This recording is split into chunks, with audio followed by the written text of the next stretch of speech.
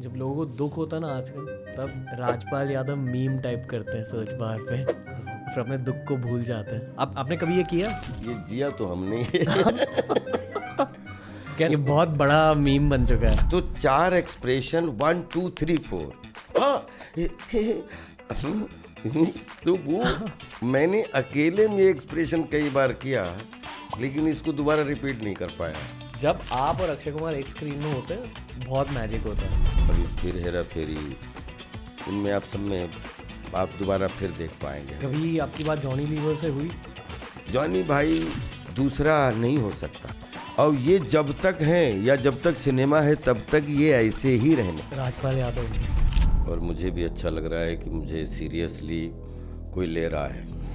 ये आप क्यों कह रहे हो? नहीं, आपके दिमाग में क्या चल रहा था सर ये बॉडी लैंग्वेज जनरेट करने के लिए? आगे लड़की अगर पहलवान है तो ये उठा के पटकेगी भी तो कोई समस्या नहीं है। मेरे एक दोस्त है मुनावर फारूकी, उन्होंने जेल में कुछ वक्त गुजारा था। हाँ हाँ आपने भी वक्त गुजारा है ना? हाँ। वो सच में बहुत ज्यादा नेगेटिव जगह होती है। टीआरएस की सबसे छोटी intro, it's Rajpal Yadav on TRS. और क्या ही कहना है, लेट्स स्टार्ट।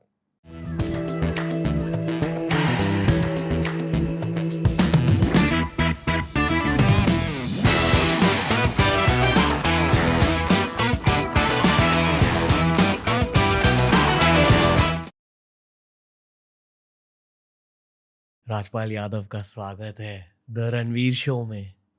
थैंक यू, बहुत बहुत धन्यवाद रणवीर शो में हमें बुलाने के लिए। कैसे सर? मैं बहुत अच्छा हूँ और आपको देख के और भी अच्छा हो गया। सेम मुझे वही कहना है कि कुछ गेस्ट होते हैं जिनके लिए मैं बहुत ज़्यादा प्रेप करता हूँ, पर प्रेप करते वक्त ये पता चलता है कि प्रेप करने का कोई फ़ायदा नहीं है क्योंकि बातें अच्छी ही होंगी, बहुत रियल कॉन्वर्सेशन होगी। मुझे भी अच्छा लग रहा है कि मुझे सीरियसली कोई ले रहा है। ये आप क्यों कह रहे हो? नहीं तो ज़्यादातर ऐसा होता है कि बहुत सारी बात करके मौज मस्ती करेंगे, लेकिन आपने हमसे जब अंदर आया तो बोले कि अपन ऑर्गेनिक बात करेंगे, तो उसमें सारी तैयारी का प्रिपरेशन करने का जो बोझ है वो ख़त्म हो गया। मैं आपके लल्लन टॉप और बॉम्बे जर्नी के इंटरव्यू देख रहा था जी। पर फिर भी मुझे आपके पास के बारे में कुछ चीज़ें जाननी है। दो मैंने पास के बारे में जाना, मैं ये जानना चाहूँगा कि आप अपने फिल्म करियर को किस नज़रिए से देखते हो? मैं बिल्कुल एक स्टूडेंट और जो है वो मदर पुत्र की तरह है। मुझे नहीं मालूम कि हमारा क्या करियर है, लेकिन मैं जब से मुझे पैदा हुआ हूँ तो बच्चा 7 साल तक की मेमोरी रहती है। जैसे आपने माय चाइल्डहुड मैक्सिम गोर्की साहब का, कोई बच्चे ज़्यादा थोड़े ब्राइट 5 साल तक की याददाश्त रहती है, लेकिन 7 साल तक ब्रेन जो है वो याद रखता है। तो मैं अपनी माँ से पूछता था कि बचपन में मैं क्या करता था, तो वो बोलती थी कि पता नहीं क्या करते थे, लेकिन कुछ बेढंगा ही करते थे। फिर उसके बाद में जब छोटे स्कूल में आया प्राइमरी तक, उसमें खड़े होने के लिए कांपने लगे। फिर धीरे धीरे खड़ा होना, 26 जनवरी 15 अगस्त या जो छोटे मोटे कला कल्चर के प्रोग्राम होते हैं स्कूल्स में, और धीरे धीरे ऐसा लगा कि कला हवा में रहती है और वो शंकर जी का एक अलग रूप है, हनुमान जी के रूप में, मनोरंजन के रूप में।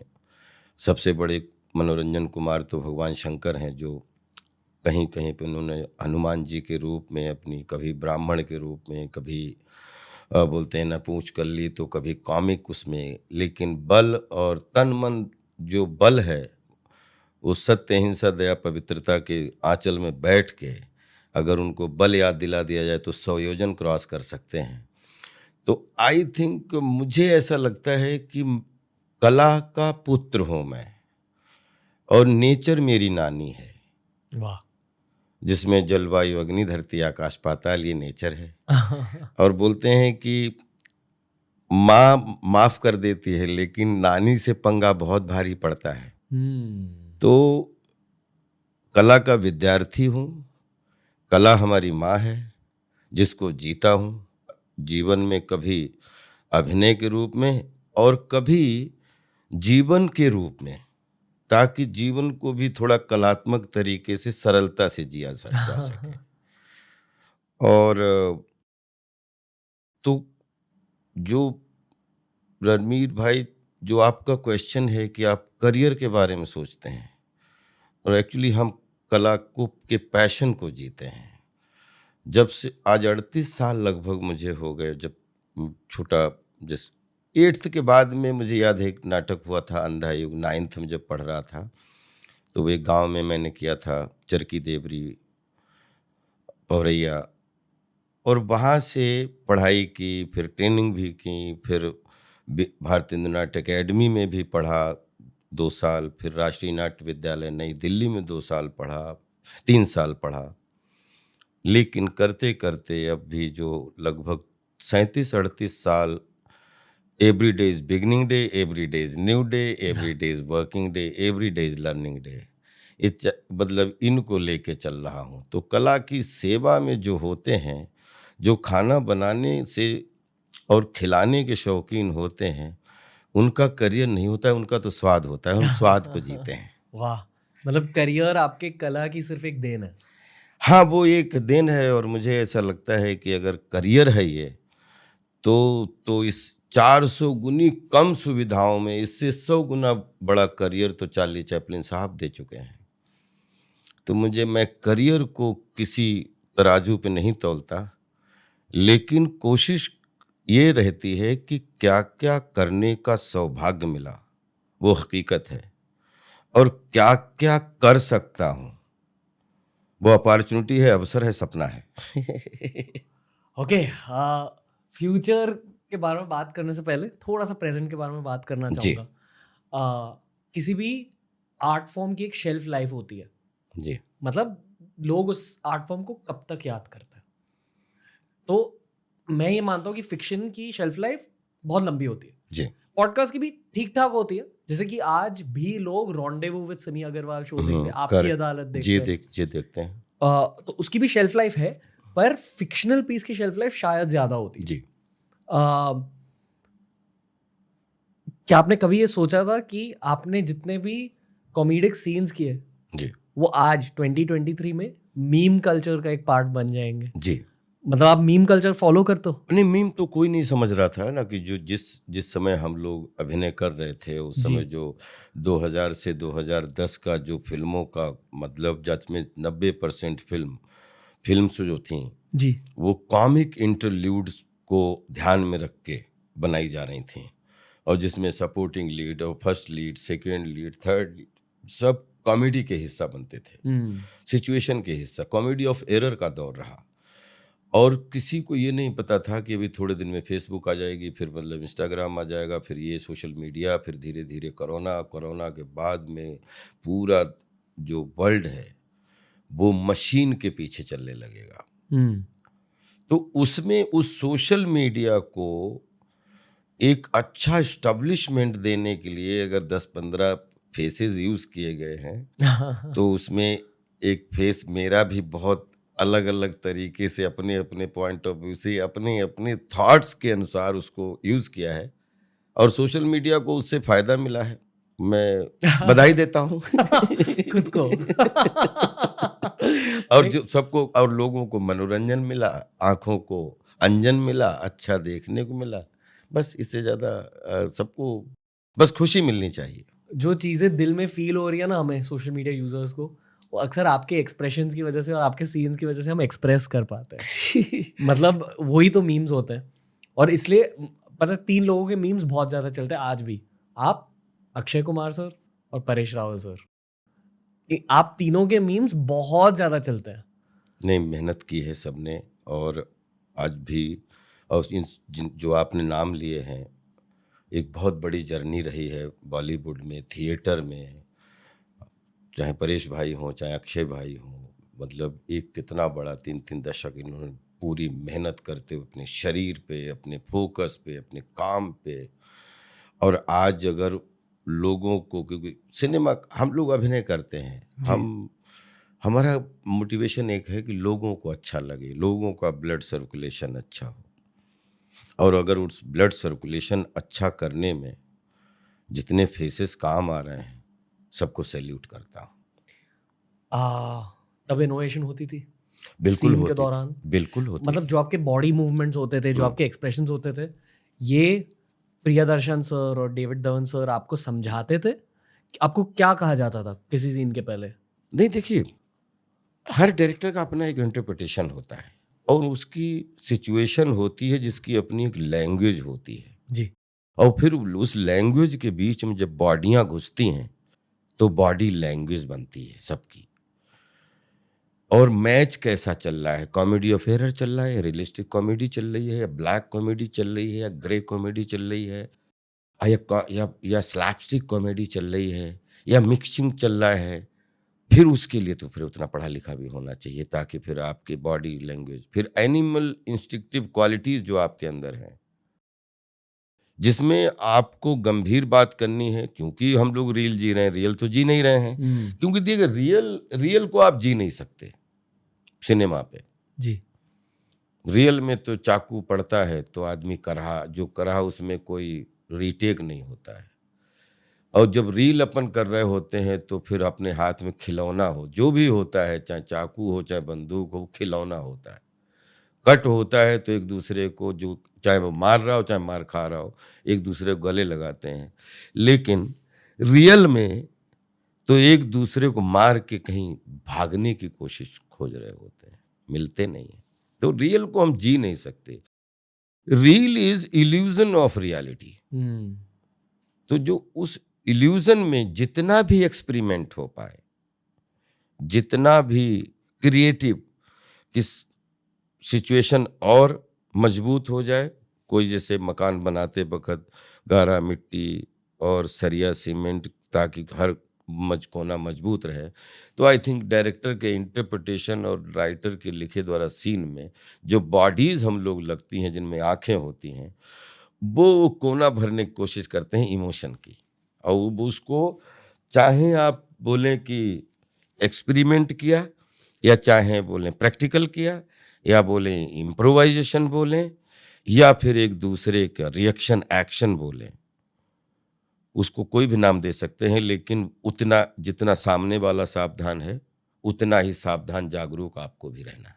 सबसे बढ़िया केमिस्ट्री आपकी किसके साथ थी? सबके साथ। आपके साथ भी सबसे अच्छी बन रही है। पर कॉमेडी सीन्स में आई थिंक सबके साथ सब चीज। देखिए, कॉमेडी सीन्स में किसी सामने वाले के साथ में कितनी आपकी केमिस्ट्री अच्छी हो रही है, ये थोड़ा धोखा है। हर किसी आपकी अपने साथ कितनी केमिस्ट्री अच्छी है, आई थिंक वो आपका हुनर है। जी। ये घोड़ा राशि जो होता है वो कभी ये नहीं तय करता कि सवार कौन सा बैठा है, लेकिन सवार जैसे ही बैठा हो घोड़े को समझ में आ जाता है कितना पढ़ा लिखा है। वाह। तो मुझे लगता है कि हम एज एन एक्टर, जो थिएटर, फिल्म या टेलीविज़न या जो भी प्लेटफॉर्म मिला है, और उसमें हर आदमी को राशि घोड़ा समझना चाहिए। हम हैं, आप हैं, सब राशि घोड़े, उससे नीचे मांगू भी क्या। और उसमें टाइमिंग का खेल होता है।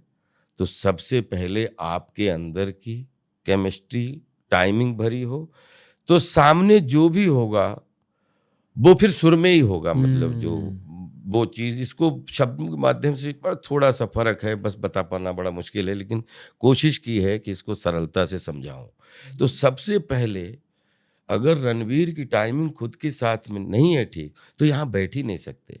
जब आपकी टाइमिंग आपके साथ बनी हुई है, तो सामने राजपाल हो या कोई भी बैठा होगा, वो टाइम अगर उसकी बेताला टाइमिंग होगी तो भी धीरे धीरे टाइमिंग में आ जाएगा वो।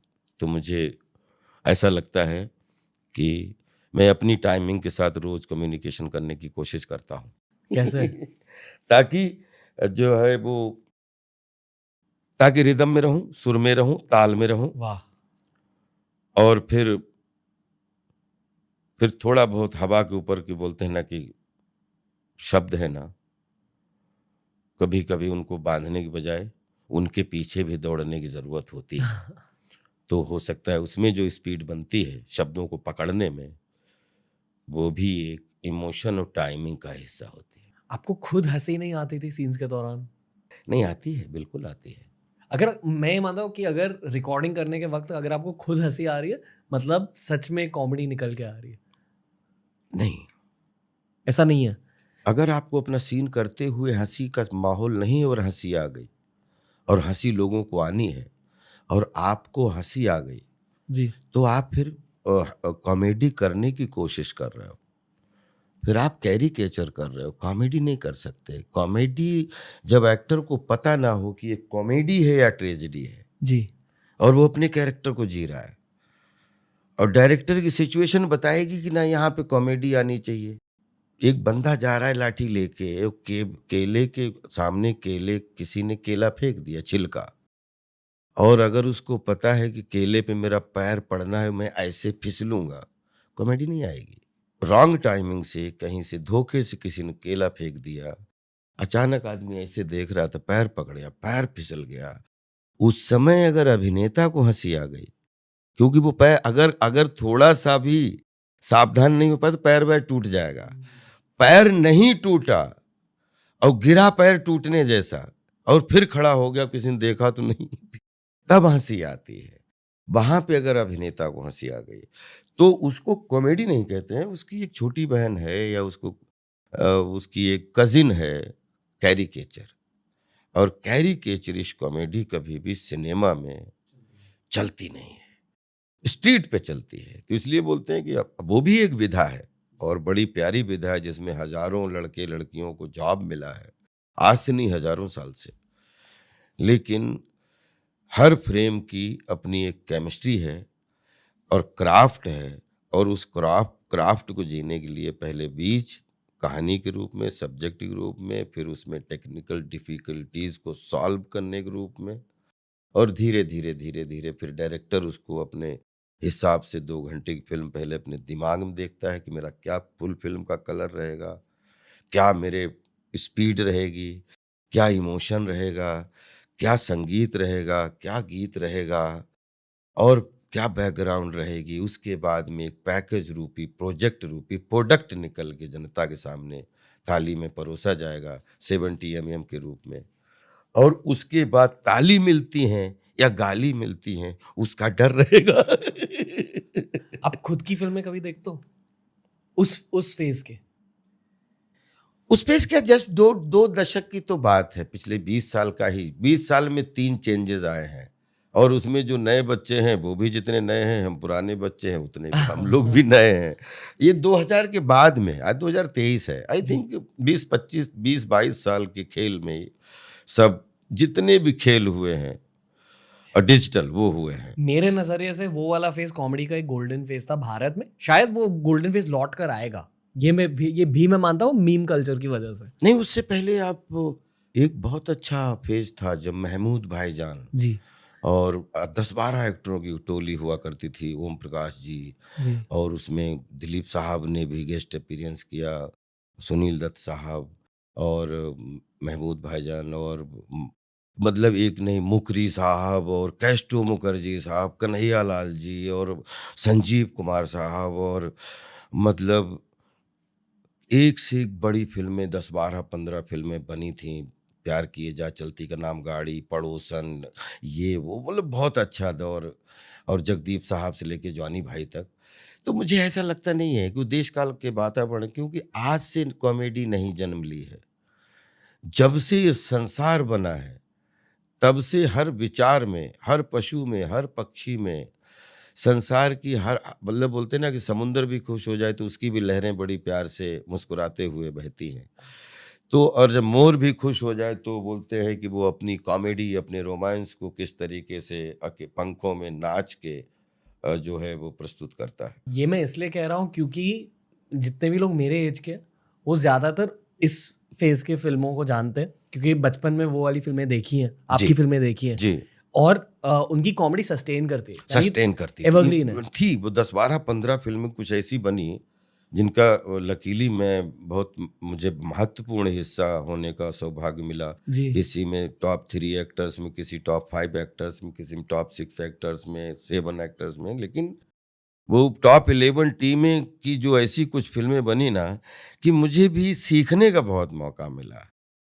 कि जब बोलते हैं मैच जब चलता है एंटरटेनमेंट की फील्ड में, तो किस तरीके का कितना रिलैक्स होके कैच लेना पड़ता है, कितना कैच देना पड़ता है। वो सही आप कह रहे हो कि वो जितनी उन फ़िल्मों को देख के आपको खुशी है, वो फ़िल्में देख के मुझे भी बहुत, कि इतने सारे एक्टरों के जमावड़े के साथ में एक कैरेक्टर हाइलाइट होना, ये आई थिंक इन सब डायरेक्टर जिसमें प्रियदर्शन जी और डेविड धवन साहब और मतलब बहुत सारे राजकुमार हिरानी तक, मतलब जितने अलग-अलग डायरेक्टर्स ने मतलब अपने तरीके से बड़े झंडे गाड़े हैं और सबको क्रिएटिविटी के लिए 100 में 110 मार्क।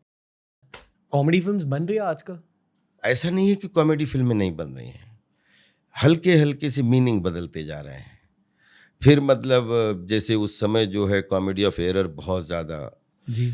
तो अभी जो है वो कॉमेडी ऑफ एरर जो होता है वो एक्टर्स के बीच में क्रिएट होता है। अब एक्टर्स के बीच कि मैंने ये बोला, तुमने ये बोला, उसने किसी दूसरे को कुछ बोला, उसने कुछ समझा, उसने दूसरे को बोला। हुँ। अभी जो फ़िल्में बन रही हैं वो सिचुएशन की, कैरेक्टर सच बोल रहा है लेकिन सिचुएशन जो है कन्फ्यूज़ हो रही है। तो इसको सिचुएशनल कॉमेडी चल रही है अभी। तो पहले slapstick and comedy of error चल रहा था पिछले 10 साल। तो अभी जो है वो सिचुएशनल कॉमेडी चल रही है। जैसे ओएमजी 2। हाँ, हाँ, मतलब सिचुएशनल है, सिचुएशन है। जी।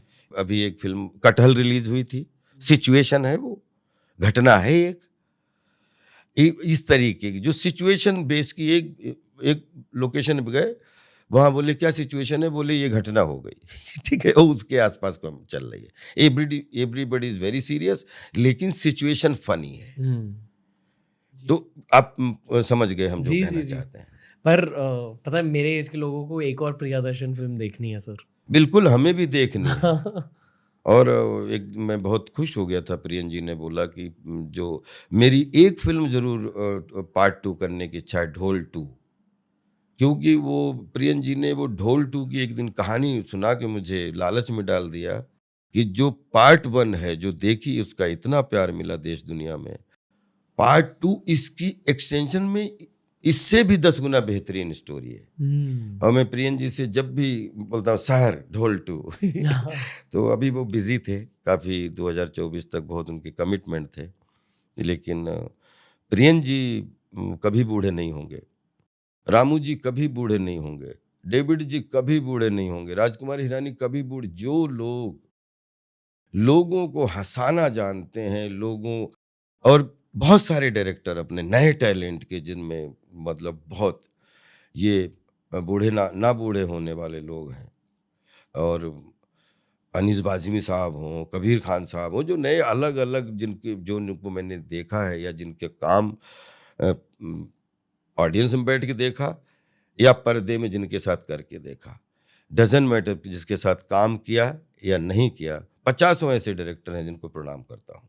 बहुत अच्छा। और साउथ, नॉर्थ, ईस्ट, वेस्ट हर जगह के, मतलब ये कह सकते हैं कि मैं एक दिन कि सिनेमा को कैसे अपन डिवाइड करें कि वो यहाँ की फ़िल्म है, वो यहाँ की फ़िल्म है, जो बीच में काफ़ी कि वो साउथ इंडियन का सिनेमा है, वो नॉर्थ इंडियन का सिनेमा है या बॉलीवुड का सिनेमा है। तो मैं बैठा-बैठा कि मेरा क्या अनुभव है कि मैं इस चीज़ को कैसे लेता हूँ। तो मुझे लगता है कि जहाँ तक कुछ खोजे गए 207 कंट्री हैं, जिसमें लगभग 70-72 लैंग्वेज हैं। कुछ 10-15 बहुत एस्टेब्लिश हैं, कुछ ऐसी। तो उसमें 3 बहनें हैं। एक बड़ी बहन हॉलीवुड और एक मझली बहन बॉलीवुड और रीजनल्स वुड। और इन तीनों बहनें में सातों समंदर में ये कला के 3 रूप हैं, कभी-कभी हॉलीवुड के रूप में, कभी-कभी बॉलीवुड के रूप में और कभी-कभी रीजनल वुड के रूप में। लेकिन उससे चाहे कहीं तीनों अपनी बोलते हैं, अगर बॉलीवुड अपनी माँ है तो बोलते हैं बड़ी मौसी हॉलीवुड है और छोटी मौसियाँ अपनी ये सब हैं। और जब जब कहीं अच्छी फिल्म बनती है तो उसमें कला का निर्माण अच्छा होता है, तो ताली इस सातों समंदर के किसी भी कोने के, किसी भी धर्म, किसी जाति को ताली हर किचन से मिलती है जब जब कला अच्छी मिलती है।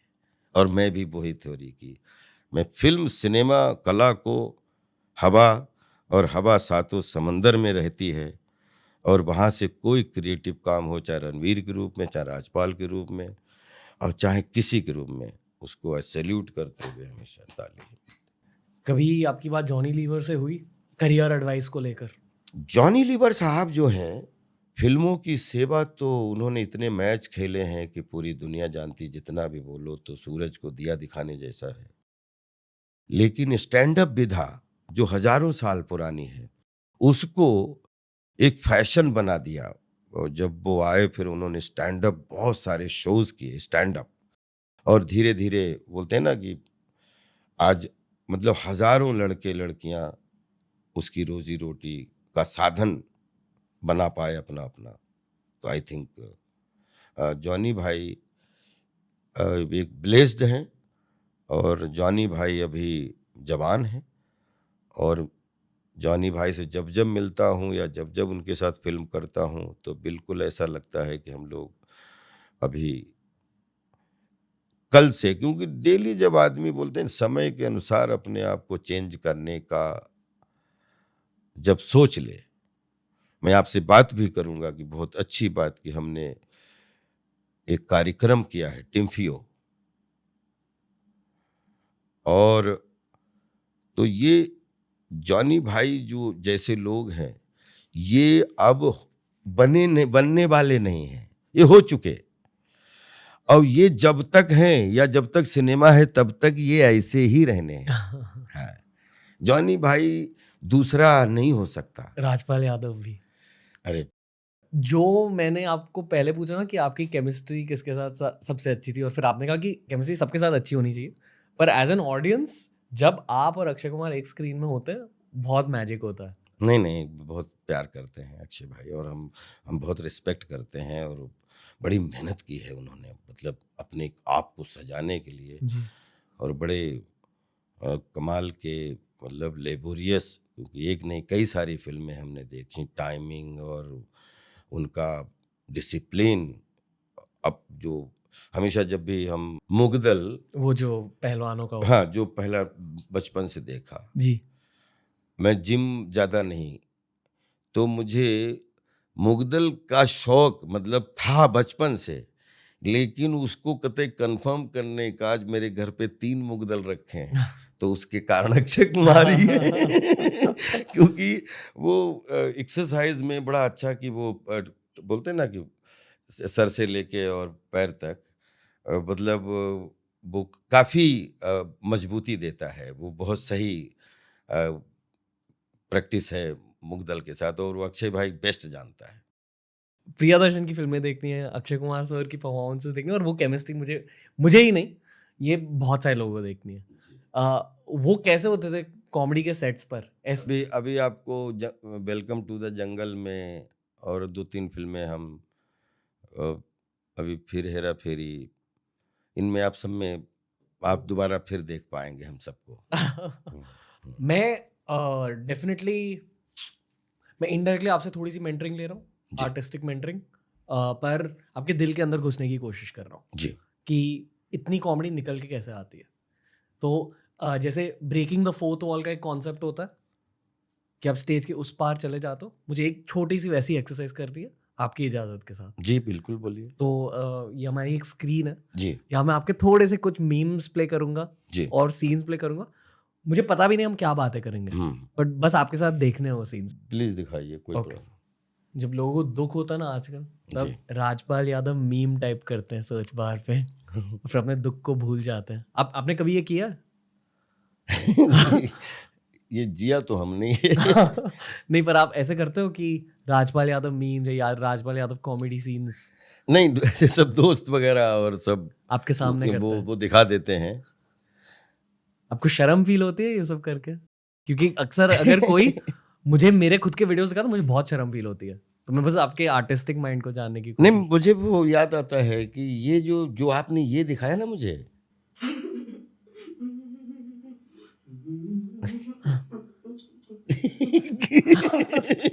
अगर आप देखो कि पहले तो शॉक, और फिर कि अच्छा हुआ कि मतलब ये तो बोल रहा है, नहीं ये बोल क्यों रहा है, ये तो गूंगा था ना, और फिर इसने मुझे मूर्ख बनाया, और फिर उसके बाद मैं हंसूं कि रोऊं। ये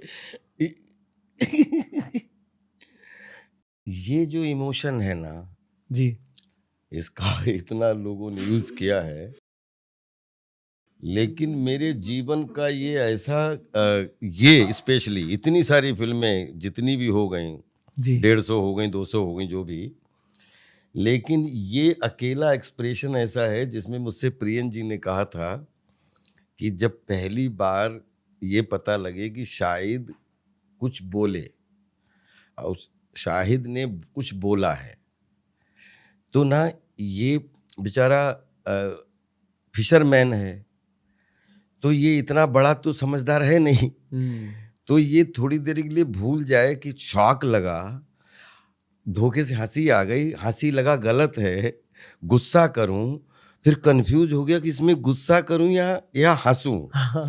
तो 4 एक्सप्रेशन 1 2 3 4, हाँ।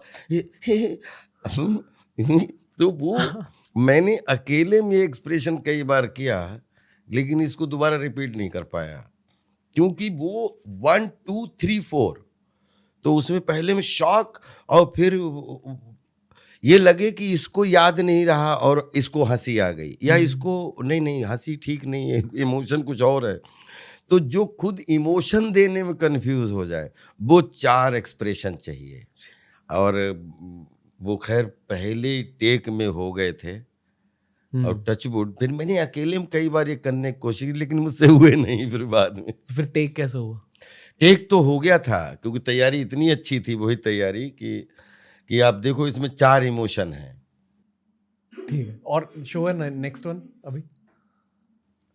ये क्या हो रहा है यहाँ? मुझे सब आता है, मैं एक्सपर्ट हूँ, मैं एक्सपर्ट हूँ। ये बहुत बड़ा मीम बन चुका है। हाँ। ओके, अच्छा, ये उस समय कर गया था, लेकिन जब हमने मीम में कई बार देखा तो मुझे लगा कि यार ये उस समय बोलते हैं ना कि शूटिंग के दौरान कुछ एक्सप्रेशन है ऐसा जो मुझे भी अच्छा लगा ये। ठीक है, नेक्स्ट। मुझे सब आता है, मैं एक्सपर्ट हूँ, मैं इसे सब सिखा दूंगा। आपके दिमाग में शीतल, क्या चल रहा था सर, ये बॉडी लैंग्वेज जनरेट करने के लिए? हाँ, की लड़की अगर पहलवान है तो ये उठा के पटकेगी भी तो कोई समस्या नहीं है। बस मतलब कीप स्क्रॉलिंग डाउन।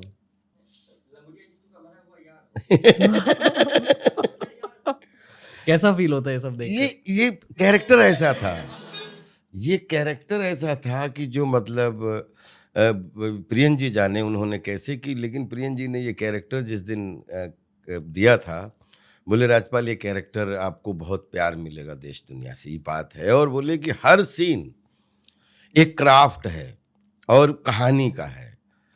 तो आई थिंक वो धीरे से जो प्रियन जी ने कैरी करवाया। वो और आपके लिए कैरेक्टर्स लिखते थे? बोले उनकी फिल्मों का जो एंटरटेनिंग फिल्में उन्होंने बनाई हैं, तो वो उनके परेश जी हों या राजपाल हों या अक्षय जी हों या सुनील अन्ना हों या मनोज जोशी हों या और भी बहुत सारे जितने भी एक्टर, असरानी जी से लेके, तो वो प्रॉपर उनके दिमाग में पूरा क्राफ्ट हर कैरेक्टर को लेके होता था, सब एक्टर को लेके, और इसमें प्रियन जी का ही ज़्यादा धमाल है ये। पर मतलब आपको ध्यान में रखकर कैरेक्टर स्क्रिप्ट करते थे वो? आई एम श्योर उनके एक सेट ऑफ एक्टर्स होते थे। आई थिंक वो पहले कहानी एंटरटेनिंग चुनते थे, चाहे मालामाल वीकली हो, चाहे ढोल हो, चाहे वो चुप चुप के हो, चाहे हंगामा हो, जी, और उसके अकॉर्डिंग फिर मतलब फिल्म के किस किस कोने पे कौन सा एक्टर कहाँ फिट होता है। तो कभी किसी फिल्म में किसी बड़े एक्टर के 6 सीन और किसी फिल्म में 36 सीन, तो मतलब लेकिन वो कहानी के किस कोने में फिट है, ये प्रियन जी हमेशा ध्यान रखते थे। ये केमिस्ट्री सर। आप दोनों के बीच एनर्जी क्या थी? ये हमारा एक्चुअली इस तरीके का ही रिश्ता है, मतलब एक दूसरे को, क्योंकि बहुत प्यारी रिलेशनशिप है इस तरीके, क्योंकि कुछ एक दूसरे से एफर्टलेस जो भी सीन जीते हैं जी, और जितने जिए, तो हमेशा एफर्टलेस, कोई बीच में ये भूल जाते हैं 2 एक्टर काम कर रहे हैं। हमेशा लगा कि 2 दोस्त दोस्त या 2 मतलब कला के स्टूडेंट्स और कुछ अच्छा करने की कोशिश कर रहे हैं। तो वो कई सारी फ़िल्मों में अलग-अलग वो केमिस्ट्री निकल के भी आई है हमारी। उन्हें कभी दुखी देखा आपने? मैंने नहीं। अक्षय कुमार को कभी दुखी नहीं देखा। मतलब शायद में दुख है ही नहीं, ऐसा मुझे लगता है। नहीं, गंभीर रहते हैं। गंभीर तो देखा और हँसी मज़ाक भी करते हुए देखा। लेकिन मुझे लगता है कि एक्टर दुखी लगने से दुख निकलना नहीं है और हँसने से जो है वो फ़ायदा ही फ़ायदा है। तो मैंने दुखी-वुखी तो नहीं देखा, क्योंकि मैं खुद दुखी दिखाने की कोशिश से बचता हूँ और सेट पे क्या दुख, जो कर्म है उसको बेहतरीन तरीके से जिएँ हँसते खेलते हुए, वो ज़्यादा इम्पोर्टेंट है।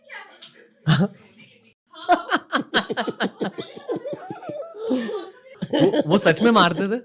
नहीं। मारते नहीं थे? सेफेस्ट, मतलब आज तक जितनी मैंने एक्शन की है, मतलब ही इज़ द सेफेस्ट गाय। मतलब कभी भी एक एक अक्षय भाई, सुनील भाई, ये सब लोग जिन लोगों से काम किया, तो हमेशा एक्शन में कभी मतलब हमेशा चोट से हमेशा बचे। और हमेशा ज़्यादातर सब कॉमिक एक्शन ही फिल्में की हैं ज़्यादातर देखा। सबके क्लाइमेक्स, सब कहीं कोई लटका है, कहीं कोई, लेकिन टच वुड। मेरी आपकी favourite performance for me is वक्त।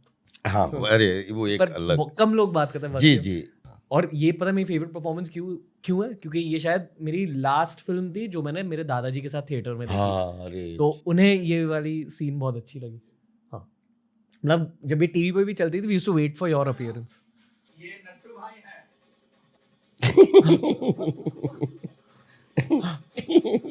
यहाँ ना जैसे मतलब आपकी क्यूटनेस फैल जाती है स्क्रीन पर, क्यूटनेस और ह्यूमिलिटी, इसे लोग आपको चाहते थे। इसमें एक सीन है जी कि ये विपुल भाई का एयरपोर्ट। हाँ, अरे वक्त एयरपोर्ट। हाँ, वो सीन जब मैंने देखा तो वो एक ऐसी सिचुएशन कि मुझे भी जब देखा तो बहुत हाँ यही। ऐसे फिल्में क्यों नहीं बनती सर? हाँ, ये पता ही नहीं कैसे। अच्छा, ये भूल भूल-भुलैया पे अरे वाह। ये याद है क्या हो रहा था आपके दिमाग में भूल-भुलैया के वक्त? नहीं, ये सब कैरेक्टर की यादें ताज़ा हो जाती हैं जो इस प्रोसेस में जब कर रहे थे। तो आज इतने साल बाद में ये कैरेक्टर, अब बच्चे जो आज के हैं और सबको जितने उस समय सुपरहिट थे जब रिलीज हुए थे ये कैरेक्टर, और आज भी ये मीम की वजह से और 10 गुना ज़्यादा ये पॉपुलर हो गए। तो आई थिंक इससे ज़्यादा एक एक्टर का क्या सौभाग्य होता है। आई फील कि आपका कर्तव्य बदल चुका है आज। कर्तव्य बदल चुका है। बहुत सही बात बोली रणबीर और आपने। ये सब सीन्स देखते वक्त आपने कहा कि जो आपके दिल में था पहले एक्टिंग की शुरुआत से पहले, वो सब हो गया। आप लोगों के दिलों में बस चुके हो, ये मैं मानता हूँ आपकी कॉमेडी के थ्रू। बट 2023 में कुछ बदला है? नहीं, 2023 में बदला 100% है। और मैं जैसे मैंने आपको बताया कि पढ़ना, बढ़ना, कढ़ना, कि मैंने रणबीर की थ्योरी पढ़ी तो रणबीर का वो एक्सपीरियंस मैंने पढ़ा। लेकिन मैं जब बैठा हूं, रणबीर अपने तरीके से बैठे, मैं अपने तरीके से बैठा हूं, लेकिन दोनों एक दूसरे को, अभी सिचुएशन है कि हमें अपन कन्वर्सेशन कर रहे हैं, लेकिन इंटरनल तो दोनों के अलग अलग है ना। तो कि मुझे अभिनय 20 साल मैंने खूब लोगों को हंसाया, पिछले 20-25 साल से खूब लोगों ने मतलब बहुत सारी सीरियस परफॉर्मेंस देखी, बहुत सारी नेगेटिव परफॉर्मेंस देखी, और सब में पास होने का सौभाग्य मिला। किताबें, इंस्टीट्यूट, प्रशिक्षण, ट्रेनिंग, उसके लिए स्पेशल एक टीम ने 6 महीने काम किया प्रॉपर। फिर प्रॉपर उसकी एक बढ़िया मतलब प्लेटफॉर्म से उसकी शूटिंग करवाई, और आज जो आप बच्चों की जितनी चीज़ों के बीच में एक एजुकेशनल, जिसमें हमने एक कार्यक्रम बनाया जिसका मैं हिस्सा हूं एक एंकर के रूप में, टिम्फियो।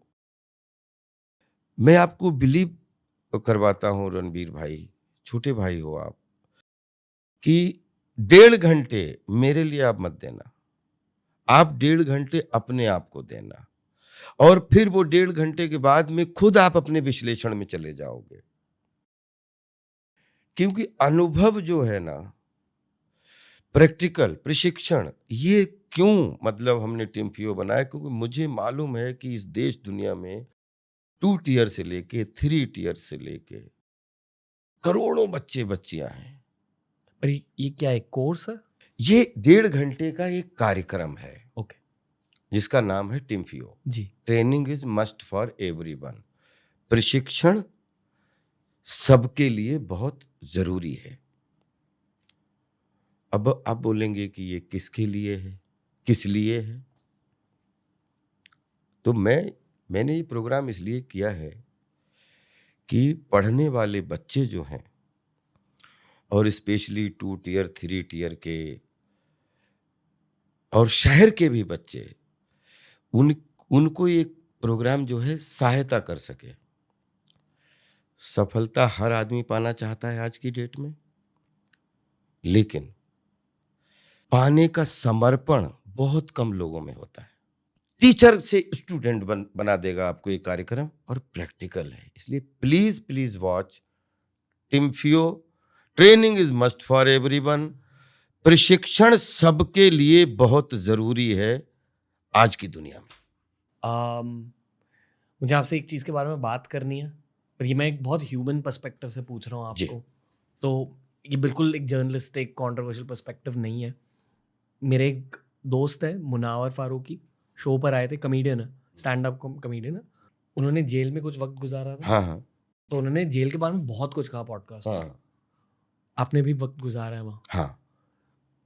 वो सच में बहुत ज़्यादा नेगेटिव जगह होती है? जगह कैसी है वो? अब देखिए साहब, ये चीज ऐसी है कि इसमें 2 लोगों की लेने की कैपेसिटी पे निर्भर करता है कि आप जो हैं किस सिचुएशन में, किस लोकेशन पे, कहाँ पे हैं मतलब जिंदगी में? जिंदगी में। किसी चौराहे पे हैं, किसी जंगल में हैं, किसी मंगल पे हैं, या किसी जेल में हैं, या कहीं बेल पे हैं।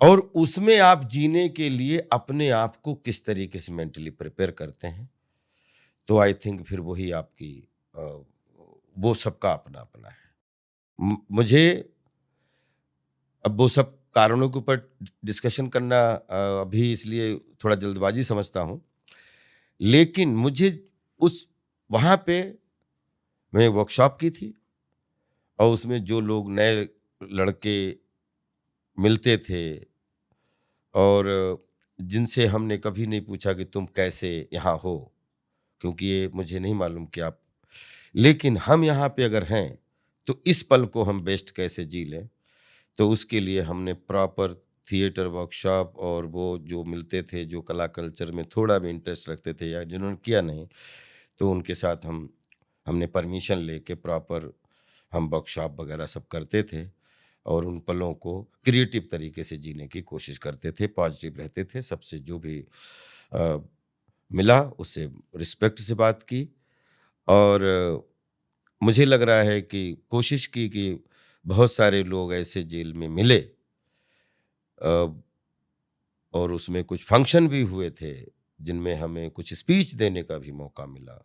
और आई थिंक एडमिनिस्ट्रेशन से लेके और बहुत सारे ऐसे लोग थे जो कह रहे थे कि राजपाल, आई थिंक आपसे मिलना हमारा एक योग है, संयोग है, और ये कुछ चीज़ें तो आप ऐसी देख गए हो कि यहाँ से निकल के बाद में जीवन 100% हमारा बदलेगा।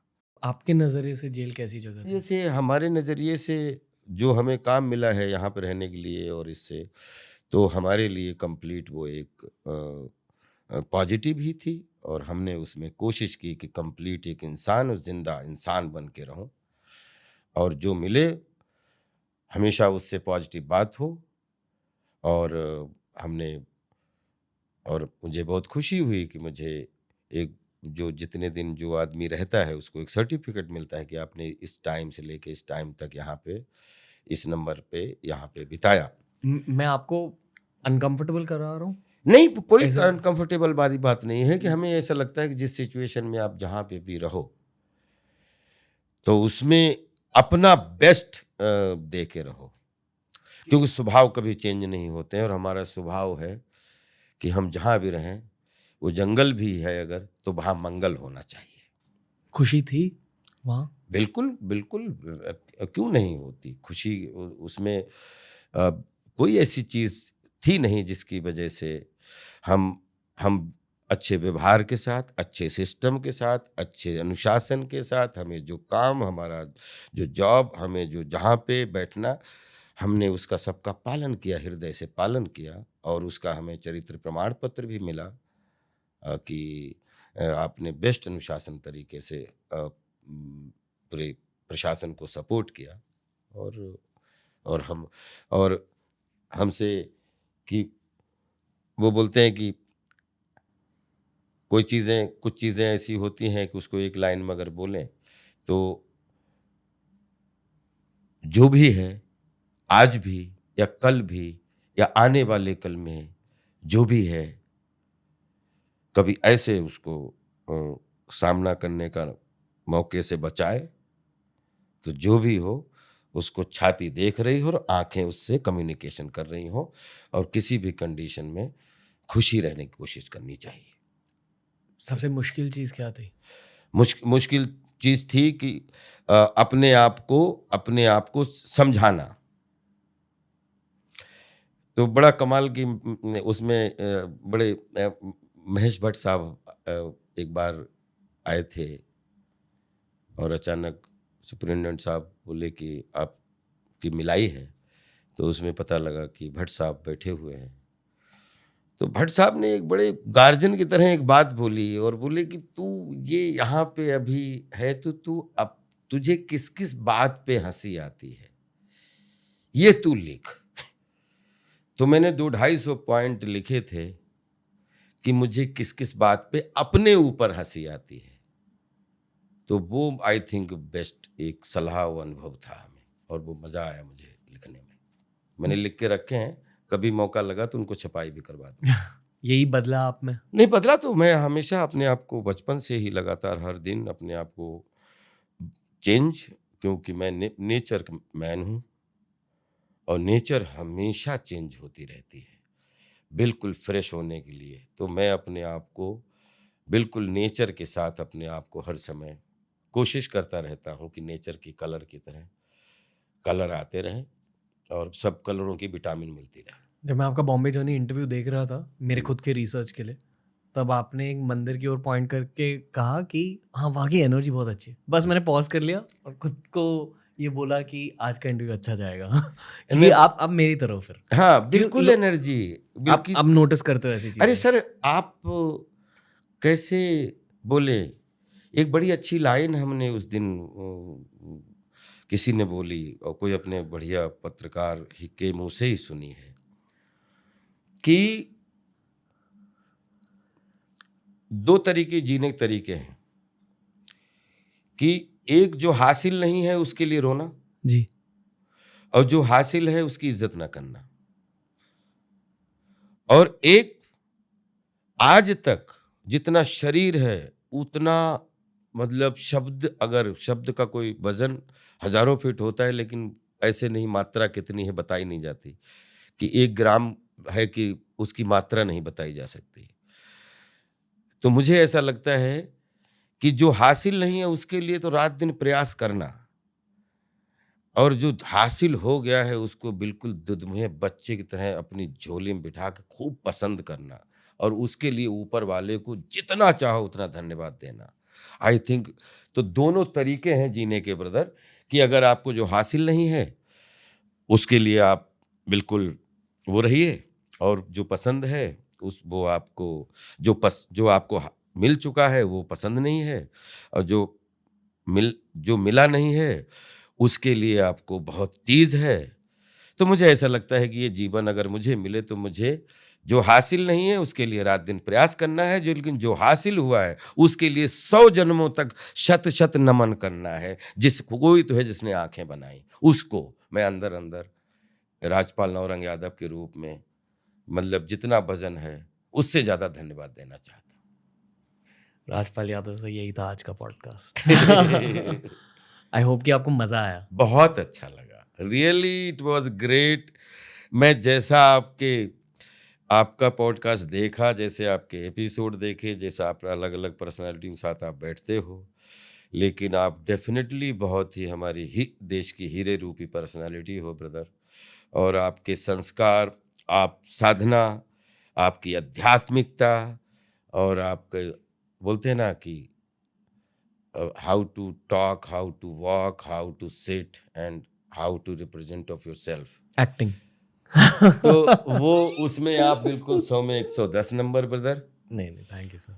और मज़ा आया मुझे भी बहुत। God bless you. और TRS the Ranveer show, I think बहुत सारे इंटरव्यू किए लेकिन ये बेस्ट अभी तक का बेस्ट लगा। Thank you so much sir, thank you. आपके जाने से पहले मैं कुछ कहना चाहूँगा। जी। बहुत खुशी मिली आपकी वजह से। मेरी लाइफ में बहुत सारे दुखी मोमेंट्स हुए जहाँ आपकी फिल्मों से खुशी मिली थी। बचपन में मेरा बचपन काफ़ी ज़्यादा रफ था, राहु का इफेक्ट था मेरे बचपन में। नहीं, वो अच्छा। एक अलग कॉन्वर्सेशन है जी। पर काफ़ी मुश्किल बचपन था।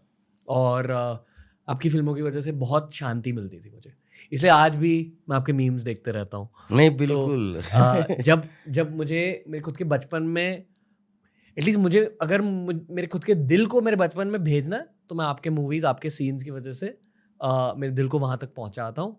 तो बस थैंक यू, ये कहना चाहूँगा सर। बस आप छोटे भाई, आप खूब पूरी दुनिया में हर किचन में हर बच्चे की दिल की धड़कन बनो, ऐसी दुआ करता हूँ। आपसे इंस्पिरेशन ले।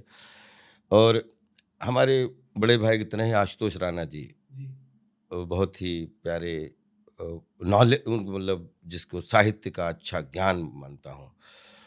वो हमेशा एक लाइन बोलते थे वो कि अगर सूरज की रोशनी मुझ पे पड़ रही है तो हमारे साथ अगर 10 लोग खड़े हैं उन पे भी सूरज की रोशनी पड़े, उससे हमारे ऊपर सूरज की रोशनी पड़ने वाली कम नहीं हो जाएगी। और जो आपने अपने बचपन की बात किया, जो मैंने अपना बचपन देखा है, जिसकी 5 घंटे भी कम हो जाएंगे जब बचपन की बात करेंगे या बचपन के सर्वाइवल की बात करेंगे। लेकिन हृदय से मैं आप लोगों के सामने एक बात रखना चाह रहा हूँ कि रणवीर जी से मिल के प्रेरणा के थ्रू या जो भी, तो ये जो टिम्फियो कार्यक्रम लेके आए हो और इसको जिस दिन आप देख के आई थिंक 100% हम उसी बचपन के उन बेस को, उस तैयारियों को फिर जागरूक करने आए हैं। तो इसलिए आज आने वाले दिनों में हम कितने भी मशीनीकरण में रहें, लेकिन क्रमबद्ध नॉलेज और आजकल के बच्चों में लक्ष्य ना, वो लक्ष्य को डिसाइड ना कर पाना, गोल को लोग गोल सोच, आज एक गोल बनाया कल दूसरा, तो लक्ष्य का जो है फिक्स ना कर पाना, फाइनल नहीं कर पाना, बहुत सारे कंफ्यूजन है। बीच बीच में हमेशा आपके लिए इसमें जो 5 विषयों बात की है, अगले टिम्फियो 2 में 2 टिम्फियो 2 में इसका प्रैक्टिकल करके दिखाऊंगा जी। लेकिन जीवन में सफलता अगर पानी है तो नियम अपना लो ब्रदर। जितने भी लोग सुनते हो, चाहे अगर बूढ़ा आदमी हो कि वो, चाहे जवान हो चाहे बच्चा हो, कुछ नियम अपने अंदर बिठाओ और गोल बनाओ। 100% वो वाइब्रेशन आपके करीब आके और आपको वो रास्ता दिशा मिलती है। उसके प्रमाण आप भी हो, उसके प्रमाण हम भी हैं, और भी नए लड़के लड़कियां हैं, और बहुत पुराने लोग हैं जो अलग अलग जिनकी अपनी उदाहरण है, और वही तो टिम्पियम देखने को मिलेगा। राजपाल यादव सर, आप पॉडकास्ट की दुनिया के लिए एक तोहफे हो। Thank you. Thank you. बहुत अच्छा लगा आपसे बात करके। ये थोड़ी सी प्री डेस्टिन्ड मीटिंग थी, ये मेरा मानना है। आपके अंदर इतनी पॉजिटिव वाइब्रेशन है, अच्छा लग रहा है, बहुत दिल खोल के बात करने की इच्छा हो रही कि जितना, लेकिन मुझे लगता है 5 घंटे भी बैठे रहेंगे तो भी, क्योंकि 30-35 साल के अनुभव हैं, ख़त्म नहीं होंगे। लेकिन अल्टीमेटली लव यू और रिस्पेक्ट यू और मज़ा आ गया। द रणवीर शो हिट है। Thank you, love you too sir, thank you so much. Love you. TRS की सबसे छोटी आउटरो नहीं, क्योंकि राजपाल यादव से जब आप इन पर्सन मिलते हो, ऑब्वियसली उनकी वो मजाकिया वाइब आपको फील हो जाती है, उनकी इनोसेंस आपको फील हो जाती है, जो पॉजिटिविटी है उनकी वो फील हो जाती है। दैट्स व्हाई यू अंडरस्टैंड कि प्रियदर्शन सर ने, डेविड धवन सर ने इनके साथ इतना काम क्यों किया है, why is he a part of comedy movies. And I am sure कि आज के इस लॉन्ग फॉर्म कॉन्वर्सेशन से आपने इनके दिल को जाना होगा। मैं बस ये कहना चाहूँगा कि इनके सोशल मीडिया हैंडल्स हमने लिंक कर दिए हैं नीचे, प्लीज़ जाकर इन्हें सपोर्ट कीजिए, फॉलो कीजिए हर जगह। ये फिल्म इंडस्ट्री के एक ट्रू लेजेंड है and he deserves all the support from the Indian internet. बहुत ही जल्द राजपाल सर लौट कर आएंगे टीआरएस पर। तब तक ये बताइए कि ये वाली कॉन्वर्सेशन आपको कैसी लगी।